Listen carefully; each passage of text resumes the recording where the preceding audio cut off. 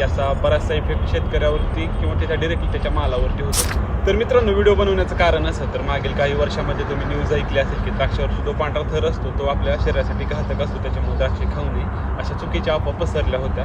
तर त्याच्यावरचा डिटेलमधला व्हिडिओ आपण बनवलेलाच आहे.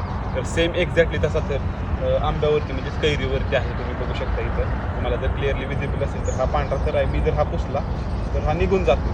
तर हा पूर्णपणे नैसर्गिक आहे, याला आपण काय कोणतं औषध फवारलेलं नाही किंवा काही नाही. तर हे त्याचं मॉइश्चर जपून ठेवण्यासाठी, आंब्याचं किंवा द्राक्षाचं असेल मॉइश्चर जपून ठेवण्यासाठी हा थर असतो.